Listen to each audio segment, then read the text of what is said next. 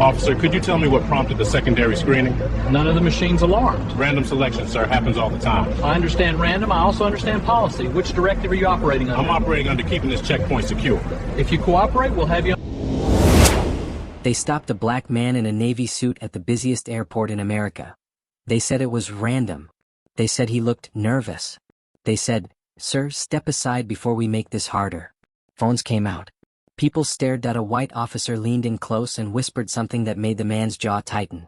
What no one there knew, not the officer, not the crowd, not the camera shaking in a stranger's hand, was that the quiet black man they were about to detain was one phone call away from ending careers, exposing a system, and turning that entire terminal upside down. Before this story goes any further, subscribe to the channel because stories like this don't get told enough, and drop a comment telling us where you're watching from. Now let's get back to what happened inside that airport. "Sir," I said, "step aside." The voice was sharp, cold, final. Darius Whitfield stopped walking. The TSA line behind him froze like a bad photo. Shoes half off, bags half zipped. A crying baby went quiet like it sensed danger. Darius turned slowly. Officer Mark Ellison stood right in front of him, chest puffed, blue gloves tight on his hands. Late 50s. White. Crew cut gone gray. Eyes trained like he was looking for a threat, not a man. "What seems to be the issue?" Darius asked. Ellison didn't answer right away. He glanced at the scanner. Green light. No alarm. "You were flagged," Ellison said. "Secondary screening." "For what reason?" Ellison's lips thinned. "You don't need to know that." Darius looked around. People were watching now. Some curious, some annoyed, some already judging. "The detector didn't alert," Darius said calmly. "So I'm asking what policy you're following." That's when Ellison stepped closer. "You need to lower your voice," he said. Darius hadn't raised it. Darius Whitfield was 42 years old. 6'3". Broad shoulders that stretched his tailored Navy suit just enough to show he worked out, but not to show off. His tie was perfect. His shoes shined. His hair was cut clean, touched with gray at the temples. He looked like someone who belonged anywhere. But he had learned long ago that looking like you belonged didn't mean you were treated like you did. He had grown up in South Atlanta.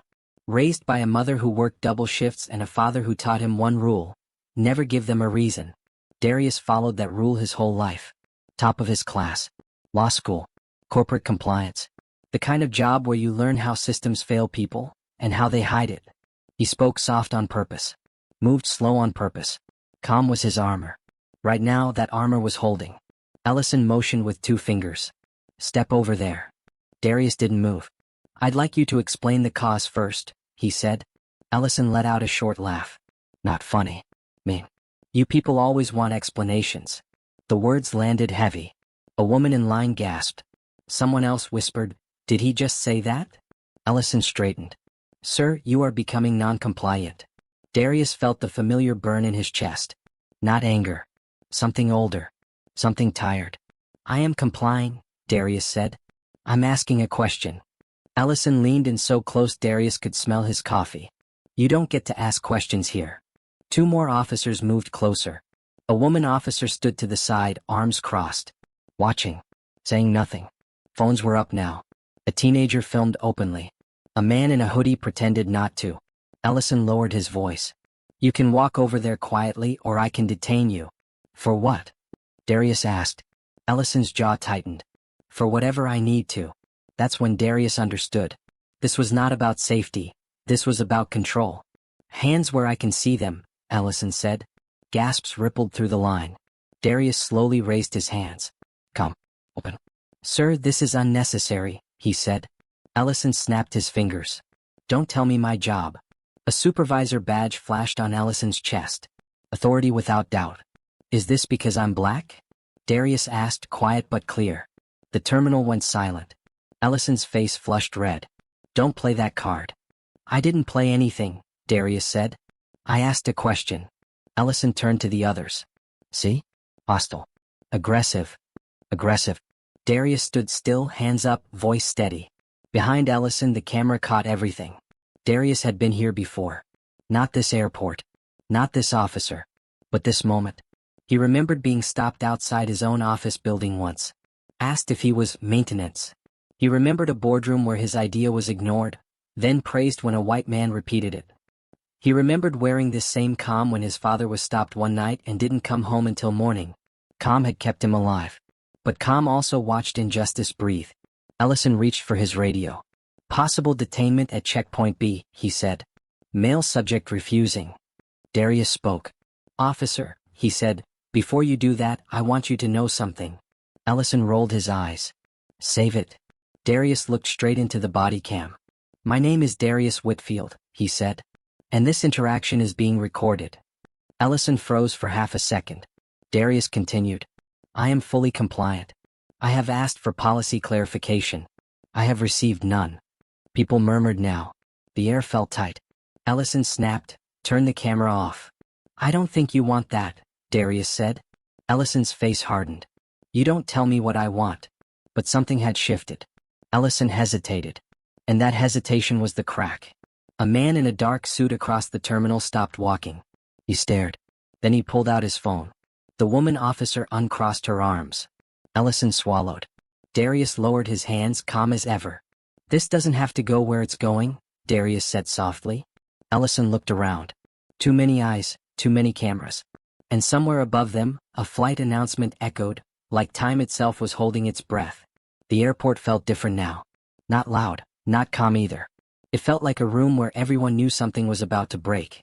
Officer Mark Ellison shifted his feet. Just a little. He didn't notice he did it. But the camera did. Darius Whitfield stood still. Hands relaxed at his sides. Face calm. Almost gentle. But his eyes stayed sharp. Across the terminal, the man in the dark suit finished dialing. Yes, the man said quietly into his phone. I'm at checkpoint B. You need to get down here. Now. He hung up. Ellison cleared his throat. Sir, he said louder now, this is your final warning. Darius nodded once. I understand.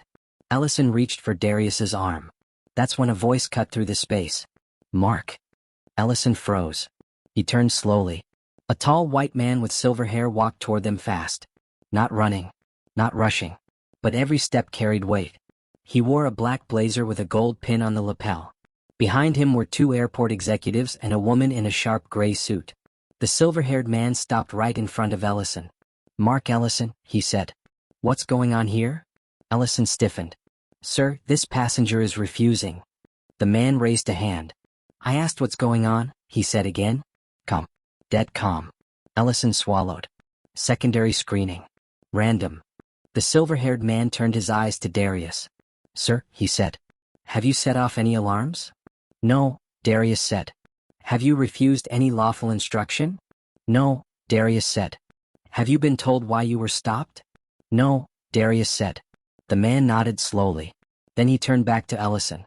Mark, he said, step back. Ellison hesitated. The man's voice dropped. That was not a request. Ellison stepped back. People gasped. Phones lifted higher. The woman in the gray suit stepped forward. She spoke clear and loud. For the record, she said, this interaction is now under review. Ellison's face went pale. Who are you? The silver-haired man looked at Darius. Mr. Whitfield, he said, I apologize for this. Darius nodded. I appreciate that. Ellison's mouth fell open. You know him? Ellison asked. The silver-haired man turned slowly. Mark, he said, this is Darius Whitfield. Ellison frowned. So? The man leaned in just enough for the mic to catch it. He is the Chief Compliance Counsel for the Federal Transportation Oversight Board. The terminal exploded. What? No way. Did you hear that? Ellison staggered back like he'd been hit. That's not, he stammered. Darius spoke calm as ever. I oversee investigations into TSA conduct, he said, including unlawful detainment, racial profiling, and misuse of authority. Ellison's knees almost buckled. The woman officer beside him looked away. The crowd murmured louder now. Some angry, some shocked, some ashamed. Ellison tried to recover. That doesn't matter, he said weakly. Rules apply to everyone. Darius nodded. You're right, he said. They do. The silver-haired man turned to the crowd. For clarity, he said, Mr. Whitfield is also a decorated Army veteran. 2 tours. Bronze Star. Silence hit like a punch. A young man filming whispered, damn. Ellison stared at Darius like he was seeing him for the first time. Darius met his eyes. I wore a uniform once too, Darius said softly. I learned rules matter when they're fair. Ellison's voice cracked. I didn't know. Darius shook his head. That's the problem, he said. You didn't need to. The woman in the gray suit stepped closer to Ellison. Officer Ellison, she said, you are relieved of duty effective immediately. What? Ellison said. Turn in your badge, she said. Now. Ellison looked around. Cameras. Faces. No escape. His hand shook as he unclipped the badge. It hit the floor with a dull sound. The crowd gasped again. A man in line started clapping. Then another. Then the whole terminal joined in. Ellison's face burned red. He looked small now, shrinking. Darius watched. No smile. No pride. Just quiet. The silver-haired man turned to Darius. Sir, he said, your flight has been held. You can proceed whenever you're ready. Darius nodded. Thank you.